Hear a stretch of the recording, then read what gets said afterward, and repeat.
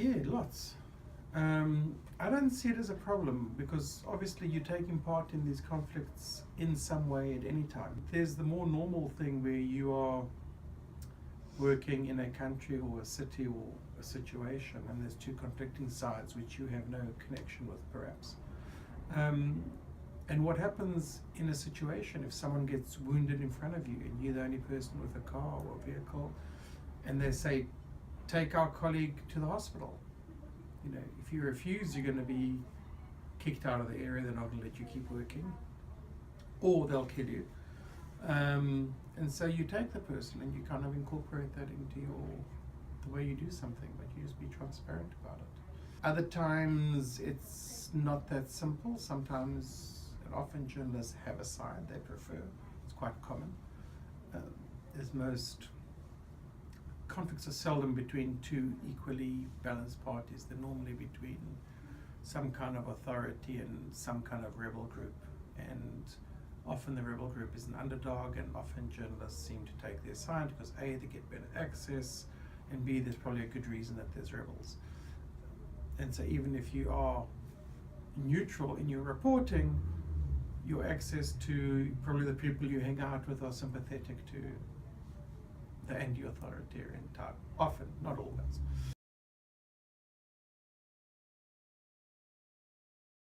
So let's say there's a rebel-held area that's being besieged, and I've been in this kind of situation, and you can get in and out as a journalist, and there's starving people in there. So children, women trapped who can't get out. What do? You know, do you load a couple of bags of grain in your car or some kind of foodstuffs? At the very least, coffee and cigarettes to bribe your way through checkpoints. And that's what everyone does it, or should do it. Does that make you complicit? Does that make you less honest a journalist? No, I don't think so. I think it's about transparency. And this thing of objective journalism is a hoax. Nobody's objective, you know. You're born in some kind of family, some kind of religious background, some kind of moral upbringing. You've got life experiences that shape you, that make you choose a side, that even if you're unaware of it, you think you're being completely objective. You're not. You can't walk in the shoes of a person who was born an orphan in a swamp in the Sudan. You've got no idea. So how can you objectively report on them? You can only relate what they're telling you. You're not sure if it's true or not. And that's the big thing, is that you never know what you're being told is true. You think it's true, it looks true, but only time will tell.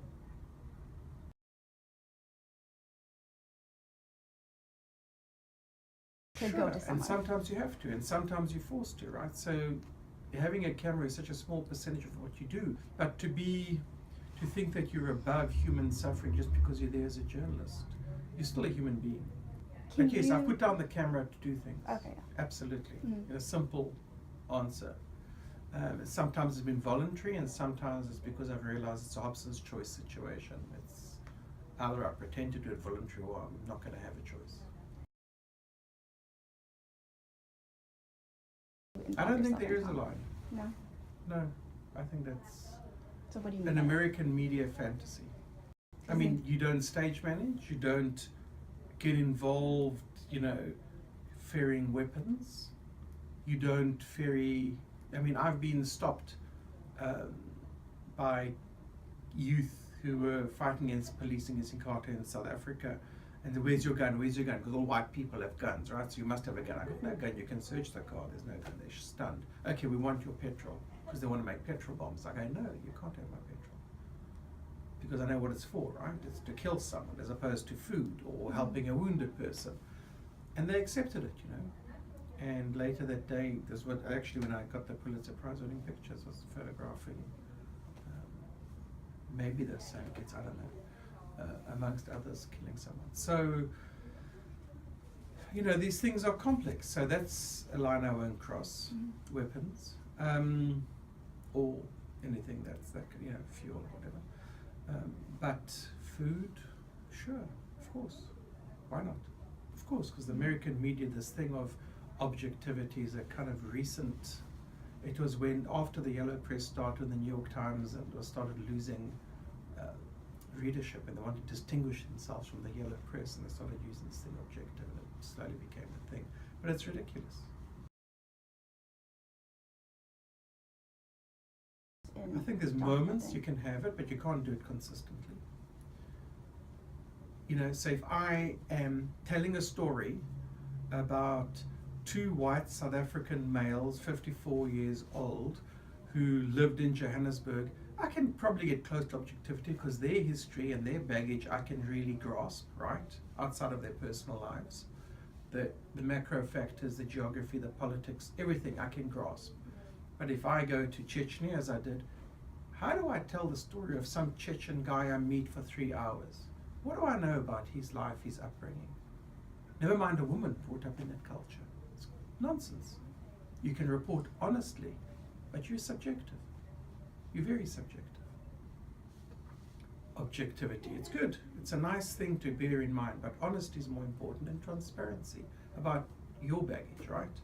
Where you come from, how you, and you don't have to say it, you don't have to use the I word, but it's about the entire package. And certainly in today's media landscape, blogs, websites, additional, it's like, it's not, you're not constricted to a little piece of print anymore, or 20-second newscast. I mean, for example, in South Africa in 1994, shortly before the election, the right wing who was supporting this kind of autocratic African leader of this faux state, and the right wing are there killing black citizens who were protesting. They wanted to take part in the national election that was coming up. And so we heard people being killed, so I left the safety of the hotel where most of the journalists were, and I drove out with another journalist and came across a guy who said he'll show you, an activist said, I'll show you where the killings have been taking place. So I put him in the car and we go. And we T-boned into a convoy of these right-wingers. So I told him to lie on the floor in the back seat and covered him with my stuff. And hopefully won't get caught. I mean, those guys would have killed me and him at the slight, you know, they would definitely. So am I objective? Am I objective about covering, you know, neo-Nazis in my own country? Of course I'm not. It's insane to pretend you are. You know, how do you cover the Ku Klux Klan? Objectively. Really? Go, have fun. Go have a barbecue with them and share jokes and see how objective you are.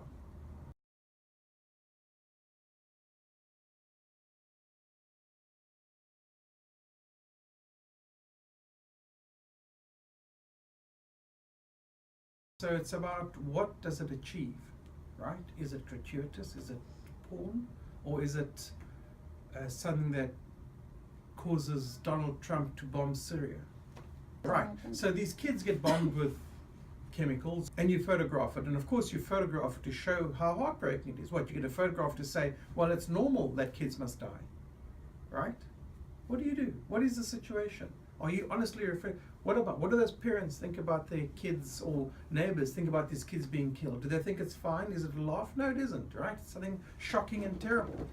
And so you photograph it like that, as you should, or film it that way. And then that gets edited, hopefully with the same intention, and it gets shown.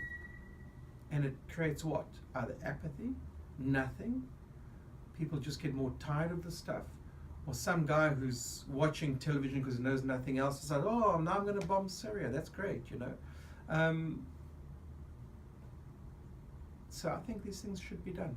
There's a very famous picture of a child in a landslide somewhere in South America, I forget, but these big luminous eyes hanging onto this stick across where there's kind of quicksand or whatever it is, and holding on, and it's the very last. Eventually the kid does get rescued. But it's right in the face, the kid's looking at the lens. It's an amazingly powerful picture.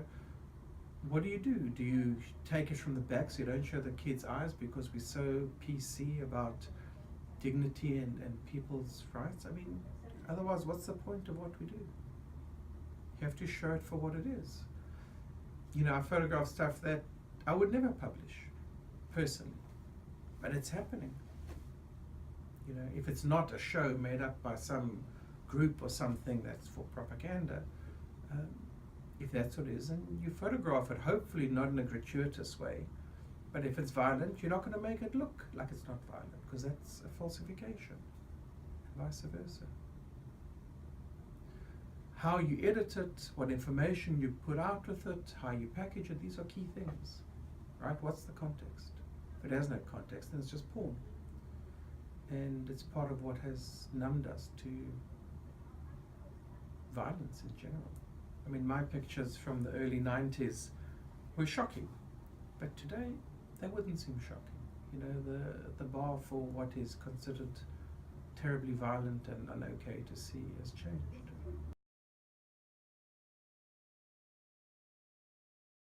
Of course, they're the messengers at the very least, right?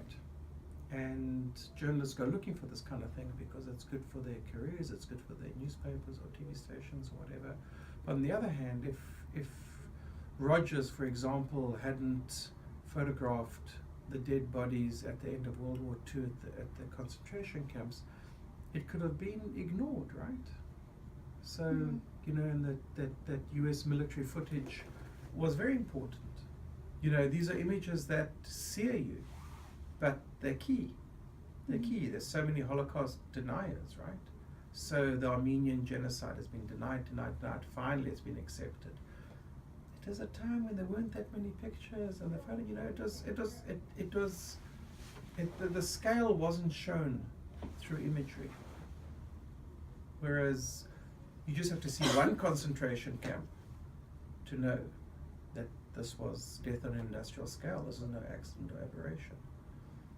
And likewise, you know, when terrible things happen. I mean, I documented the famine in Somalia. I was the first mainstream journalist to cover it for the AP, and it was appalling.